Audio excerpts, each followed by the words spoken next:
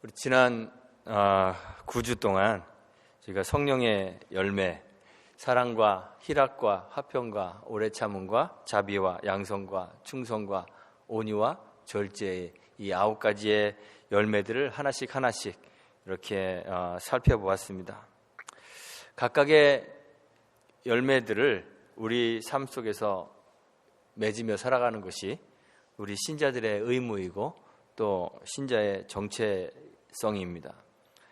그런데 이 각각의 열매를 맺어야 한다는 것을 어떤 분들은 착각하기를 마치 각각의 신자들이 서로 다른 성령의 은사를 가지는 것처럼 어떤 사람은 사랑의 열매를 많이 맺고 또 어떤 사람은 희락의 열매를 맺고 어떤 사람은 온유의 열매를 맺고 이렇게 각각 한두 가지의 그러한 열매들을 맺는 것으로 그렇게 착각하는 분들이 있습니다. 그런데 성령의 열매는 그렇게 맺는 것이 아닙니다.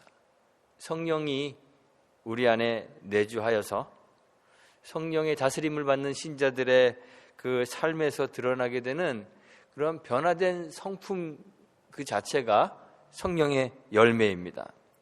이 각각의 열매들은 우리 안에 내주하시는 그 성령의 다양한 표현이기 때문에 성령의 다스림을 받는 이런 신자들은 앞에서 말했던 9가지 사랑과 희락과 화평과 오래 참음과 자비와 양성과 충성과 온유와 절제의 이 모든 열매들을 그 삶 가운데서 맺으며 살아야 하는 것입니다. 사랑하는 사람이 기쁨이 없는 것은 말이 안 되는 거예요. 또 기쁨이 넘치는 사람이 다른 사람과 화평하지 못한다는 것도 말이 안 되는 거예요. 모든 사람과 화평하는 사람이 참을성이 없는 것도 말이 안 되는 거예요. 그래서 이 열매는 하나의 열매로 이 하나의 성령의 다양한 그러한 표현이 우리들 삶 속에서 풍성히 맺어져야 되는 것입니다. 그래서 그 열매를 볼 때 세상이 비로소 저 사람이 성령이 그 안에 거하시는 신자이구나 이런 것을 확인하게 되는 것입니다. 신자는 성경을 통해서 이렇게 보면 우리 신학자들도 그렇고요.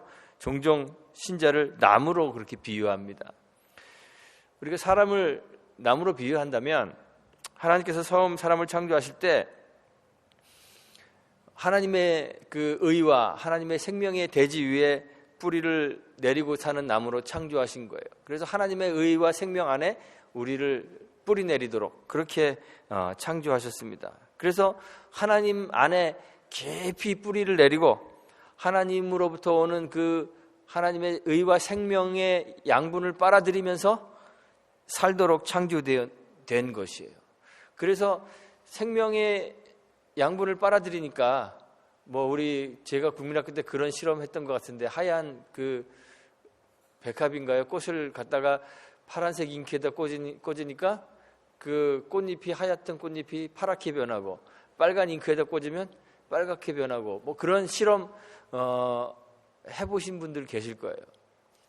우리가 성령의 그 생명의 양분을 빨아들이니까 우리가 맺히는 그러한 모든 열매들이 생명의 열매들을 맺을 수 있도록 그렇게 창조된 것이에요. 그런데 아담이 범죄함으로 하나님을 떠나버렸기 때문에 의와 생명의 대지에서부터 우리가 뿌리채 뽑혀져서 더 이상 생명의 양분을 섭취할 수 없게 되었습니다. 생명의 반대는 뭐죠? 사망, 죽음입니다. 그래서 뿌리가 뽑혀진 나무는 그 다음에 빨아들이는 것이 다 사망이 되는 거예요. 범죄한 이후에 사람들은 그 뿌리를 죄와 사망의 대지 위에 내릴 수밖에 없고 그래서 죄와 사망의 양분을 빨아먹으며 살게 되었습니다. 그래서 사람들은 모든 생각과 행동을 통해서 생명의 열매를 맺는 것이 아니라 죄와 사망의 열매를 맺지요. 그래서 성경이 사람들에 대해서 표현하기를 의인은 없나니 하나도 없다고 그렇게 표현합니다. 그런데 이러한 우리들을 그리스도께서 주의 십자가로 죄와 사망으로부터 우리를 구원하셨습니다. 그래서 다시 어디다가 심으셨을까요? 의와 생명의 대지에 다시 우리를 심어 놓으셨습니다. 그리스도를 주로 구주로 영접한 신자들은 다시 의와 생명의 대지 위에 뿌리를 내리고 살아가는 옮겨 심겨진 그런 나무가 된 것이에요. 성경을 보면 하나님의 백성들을 이렇게 나무로 표현을 많이 합니다. 구약에도 그렇습니다. 시편 80편은 아삽의 시인데요, 아삽이 이스라엘에 대해서 노래하면서 주께서 한 포도나무를 애굽에서 가져다가, 여기 포도나무는 이스라엘을 말하는 거예요. 주께서 한 포도나무를 애굽에서 가져다가 열방을 쫓아내시고 이를 심으셨나이다. 주께서 그 앞서 준비하셨으므로 그 뿌리가 깊이 땅에 편만하여 그 그늘이 산을 가리우고 그 가지는 하나님의 백향목 같으며 그 가지가 바닥까지 뻗고 넝쿨이 강까지 미쳤다. 그렇게 노래하고 있어요. 이스라엘을 애굽에서 옮겨다 심은 포도나무로 그렇게 이해하고 있는 거예요. 예레미야 선지자도 예레미야 11장 16절에서 나 여호와가 그 이름을 일컬어 좋은 행실 맺는 아름다운 푸른 감람나무라 하였었으나 그 소동 중에 그 위에 불을 피웠고 그 가지는 꺾였도다. 쇠락해가고 있는 그 이스라엘을 보시면서 하나님이 안타까워하시며 내가 전에는 네 이름을 좋은 행실 맺는 아름다운 푸른 감람나무라 불렀었다. 이렇게 하나님이 이야기하고 계세요. 이사야도 그렇습니다. 이사야는 이스라엘을 이사야 5장에 보니까 아름다운 포도나무에 심기운 극상품 포도나무다 그랬습니다. 포도원에 심기운 그런 극상품, 최고 품질의 포도나무다, 이렇게 이스라엘을 이야기했습니다. 포도원 주인이신 하나님이 좋은 포도 맺기를 바라면서 기름진 땅에 돌들을 다 파내고 또 망대도 세우고 그 안에 포도주를 짤 술틀까지 만들어 놓고 그리고 극상품 최고 품질의 포도나무를 심었어요. 그런데 이스라엘이 극상품 포도를 내질 않고 들포도를 맺는 거예요. 그래서 하나님이 탄식하시는 것이 이사야 5장에 나오는 말씀입니다. 들포도를 맺히는 그러한 포도원을 향하여 포도원 주인은 그 포도원의 담을 다 헐고 짓밟히게 할 것이고 황무케 해서 다시는 가지를 자리는 것이나 전지하는 것이나 북을 돋우지 못하여 진려와 형극이 나게 할 것이다. 거기가 그 가시밭이 되게 만들 것이다. 이렇게 말씀하셨습니다. 우리 주님도 이런 비슷한 말씀을 하시죠. 이스라엘을 무화과나무에 비유하십니다. 누가복음 13장 6절부터 9절에 보면 포도원에 심은 무화과나무로 이스라엘을 비유하세요.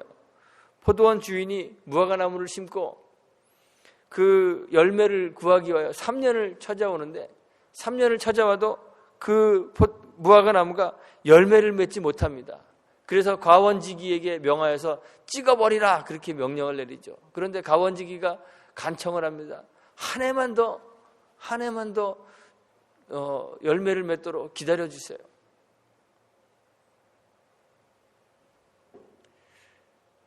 포도나무를 심었든 무화과나무를 심었든 나무를 심은 그 주인은 나무에게서 뭘 구할까요?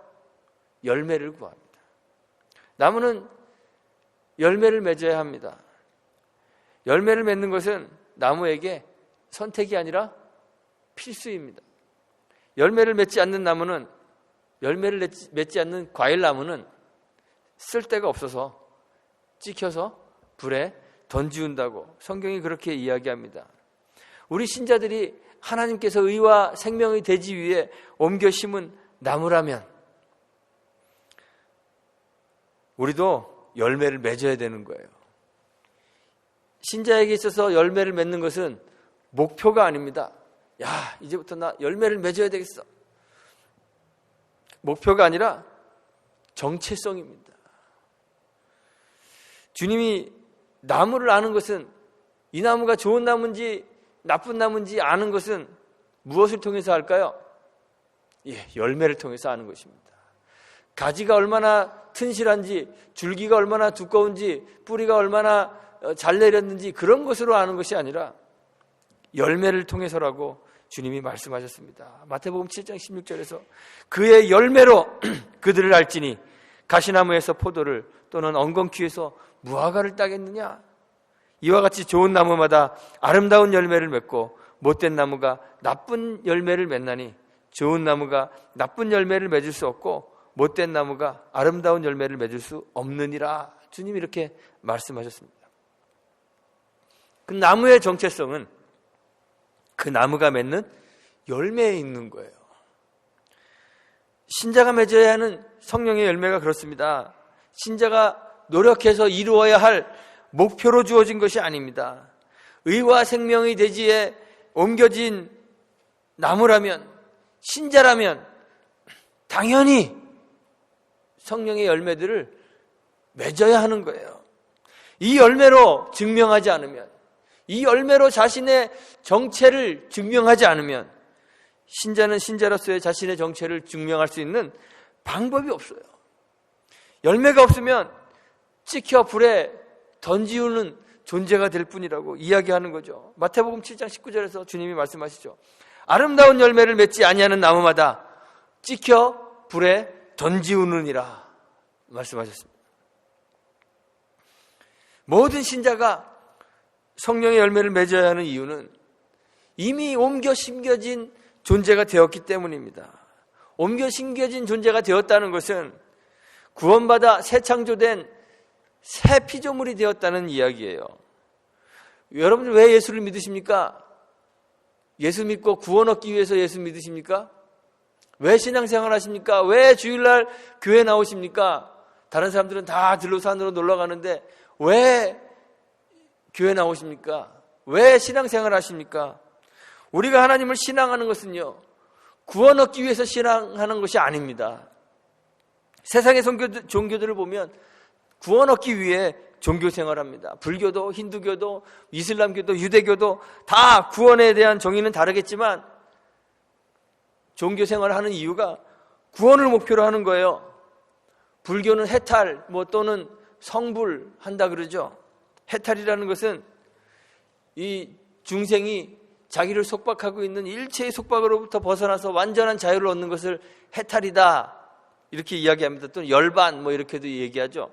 세상은 불교에서 말하는 세계관은 영구합니다. 영원합니다. 그래서 이 윤회하는 세상에 6개의 세계가 있어요. 천상계, 인간계, 축생계, 아기계, 아수라, 그리고 지옥도 이런 6개의 세계가 있는데 그 6개의 세계를 중생들은 계속 윤회하는 거예요. 그런데 이 6개의 세계 다 고통입니다. 고통의 세계입니다. 이 고통의 세계 안에서 벗어나는 것이 구원이고 해탈이고 열반이에요. 그래서 이 6개의 세계를 빙빙 도는 이 윤회의 고리를 끊고 완전한 무, 아무것도 존재하지 않는 무에 합일하기 위해서 참선과 고행을 하는 거예요. 그 구원을 얻기 위하여 고행을 하는 거예요. 이슬람교도 그렇습니다. 구원을 얻기 위해서 선행을 하고, 구원 얻기 위해서 성지 메카를 방문하기도 하고, 구원 얻기 위해서 지하드, 성전에 참여하여 자기 몸에 폭탄을 두르고 막 뛰어드는 거예요. 유대교도 그렇습니다.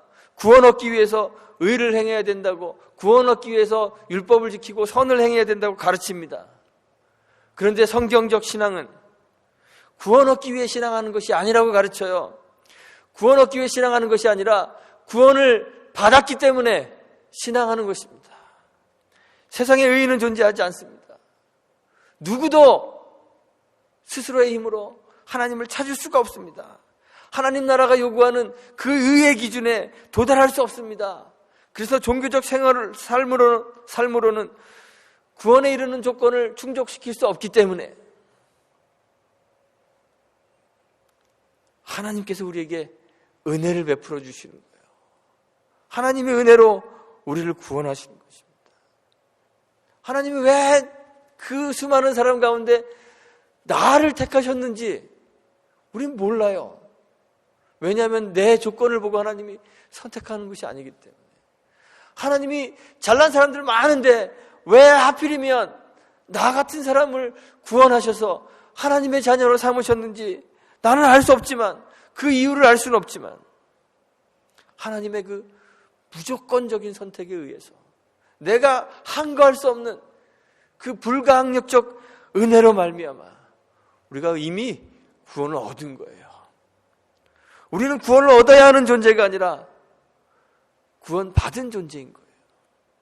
사망 가운데 살면서 생명을 얻기 위해서 노력하는 그러한 신앙인이 아니라 하나님의 은혜로 사망의 세계에서 생명의 세계로 옮겨짐을 기뻐하며 그 생명의 삶을 누리며 살아가는 사람이 바로 우리 신자들이란 말이에요.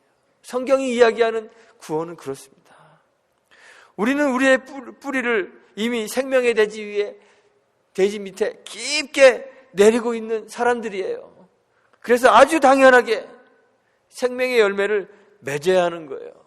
구원 얻기 위해 성령의 열매들을 맺어가는 것이 아니라 이미 우리가 구원 얻어서 우리의 그 뿌리를 의와 생명에 깊게 내리고 있기 때문에 성령의 열매들을 맺어야 하는 거예요. 하나님의 은혜로 구원받을 때 성령이 이미 우리 안에 좌정해 계심으로 성령의 열매를 맺는 게 당연하다는 말이에요. 성령의 열매는 내가 주체가 되어서 내가 선한 삶을 살아서 맺는 그런 선한 열매가 아닙니다. 우리의 육신, 우리의 자아는 절대로 의와 생명의 삶을 스스로 영위할 수가 없어요. 오늘 본문에서 말하죠. 육체의 일이라는 것은 현저합니다. 명명백백합니다. 육체의 일은 이런 것입니다. 음행과 더러운 것과 호색과 우상숭배와 술수와 원수를 맺는 것과 분쟁과 시기와 분냄과 당짓는 것과 불리함과 이단과 투기와 술취함과 방탕함과 또 그와 같은 것들입니다. 그랬어요. 세상의 온갖 나쁜 것들은 여기다 다 갖다 집어넣어놨어요. 우리가 육체로 하는 것들 현저하다고 명명백백합니다. 나무의 주인이신 하나님이 원하시는 좋은 열매는 이런 우리의 자아를 가지고는 결코 맺을 수 없습니다. 그래서 우리가 성령의 열매를 맺는 게 아니에요. 우리 안에 거하시는 성령이 우리의 삶의 주체가 되어주실 때 자연스럽게 맺어지는 거죠. 성령이 우리 안에 임재하셔서 내재하시며 우리의 옛 자아들을 죽이고 십자가에 못 박고 그리스도와 함께 그리스도의 영으로 다시 살게 하실 때 성령의 열매가 맺어지는 거죠. 그래서 16절에 보니까 성령을 조차 행해야 육체의 욕심을 이루지 않는다고 했습니다. 우리 주님께서도 그러시죠. 제자들에게 열매를 맺으라고 하실 때 나는 포도나무고 너희는 가지다 이렇게 말씀하시면서 열매를 맺으라고 할 때 열매를 맺기 위해 이렇게 살고 저렇게 살고 이런 도덕적 삶을 주님이 요구하지 않으십니다. 주님이 요구하신 건 단 하나예요. 뭘까요? 내 안에 거하라는 것입니다. 주님 안에 거하라는 것입니다. 요한복음 15장 5절에 나는 포도나무요 너희는 가지니 저가 내 안에 내가 저 안에 있으며 이 사람은 과실을 많이 맺나니 나를 떠나서는 너희가 아무것도 할 수 없습니다. 그랬습니다. 우리가 성령의 열매를 맺는 유일한 방법은 우리가 주님 안에 거하고 주님이 우리 안에 거하는 거예요. 그러면 저절로 과실을 맺는다 그래요. 성령은 우리의 육체의 소욕으로 맺는 것이 아니기 때문에 성령 안에 거하며 내주하시는 성령과 친밀하게 교제하며 성령을 온전히 의지하는 것, 그것이 성령의 열매를 맺는 유일한 방법이라는 거예요. 그런데 또 사람들이 이렇게 얘기하면 그럽니다. 그럼 뭐 내가 할 건 아무것도 없고 성령이 다 하시니까 그래서 구원파하고 똑같이 되는 거예요. 구원 얻었으니까 이제 뭐 아무렇게나 살아도 뭐 책임은 성령에게 있다 이렇게 생각하는 사람들이 있습니다. 그런데 성령은 어떤 우리 안에 이렇게 충전되는 파워나 기운이 아니라고 제가 지난주에 말씀드렸죠. 성령은 인격적 하나님이십니다. 그래서 성령의 열매들이 신자의 삶에서 절대로 저절로 맺어질까요? 저절로 맺어지지 않습니다. 우리 안에 거하시는 성령은 우리 자아를 죽이고 우리 안에 그리스도가 살게 하실 때 우리의 인격을 무시하고 그냥 막 우리를 억압하여서 로봇처럼 우리를 막 부리시는 그러한 분이 아닙니다. 우리와의 인격적 교제를 통해 우리가 우리의 지성으로 우리의 지성을 거듭나게 하셔서 우리의 거듭난 지성으로 주의 말씀을 이해하게 하십니다. 우리의 감성을 거듭나게 하셔서 우리의 감성으로 주님을 느끼고 경험하며 주님을 사랑하게 하십니다. 우리의 의지를 거듭나게 하셔서 의지를 굳게 하시고 우리의 굳은 의지로 주의 말씀이 요구하는 삶을 살게 하시는 거예요. 성령의 열매를 맺는 것 외에는 하나님의 백성, 하나님의 자녀라는 우리의 정체를 확인할 수 없고 증명할 수 없기 때문에 우리가 성령께서 거듭나게 하신 지성과 감성과 의지를 동원하여 내가 구원받은 하나님의 백성인 것을 성령의 열매로 증거하며 살게 되는 거예요. 열매로만 나무를 알 수 있기 때문에 그렇습니다. 그렇기 때문에 우리의 노력이 우리를 구원하는 것이 아니라는 사실을 알아요. 여러분 다 아시죠 이제? 예. 우리의 노력이 우리를 구원하는 것이 아님을 다 압니다. 그것을 이해하면서도 성령께서 거듭나게 하신 우리의 지성과 감성과 의지를 사용하여 열심으로 사랑과 희락과 화평과 오래 참음과 자비와 양성과 충성과 온유와 절제의 삶을 살아가는 것이죠. 이 거듭난 하나님의 백성임을 이러한 성령의 열매를 통해서 우리가 늘 증거해야 되는 거예요. 우리가 은혜로 구원 얻는다는 것, 성령의 열매는 우리의 노력으로 이루어지는 것이 아니라 우리 안에 거하시는 성령께서 열매를 맺게 하시는 것이라는 이 말이 정말 너무 오해될 때가 많아요.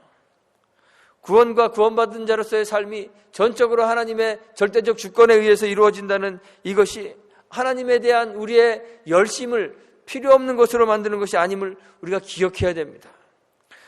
우리가 열심으로 신앙적 삶을 살지 않아도 또는 도덕적, 윤리적 선한 삶을 살지 않아도 구원받은 하나님의 백성일 수 있다는 그러한 잘못된 생각을 가져서는 안 되는 거죠. 구원이 하나님의 은혜이며 성령이 우리 안에서 열매를 맺게 하신다는 사실은요, 우리의 노력이 필요하지 않다는 것이 아니라 신자의 삶에서 종교적 열심이라는 것이 불필요하다 이런 말을 하는 것이 아니라 성령의 열매가 필수 불가결하다는 것을 이야기하는 것입니다. 구원이 하나님이 하시는 일이며 열매 맺는 것도 성령이 하시는 일이기 때문에 우리 안에 성령이 거하신다면 당연히 반드시 성령의 열매를 맺어야 한다는 것을 이야기하는 거예요. 성령의 열매를 맺지 않는다면 우리 안에 거하시는 성령의 존재를 의심해 봐야 된다는 그러한 말입니다.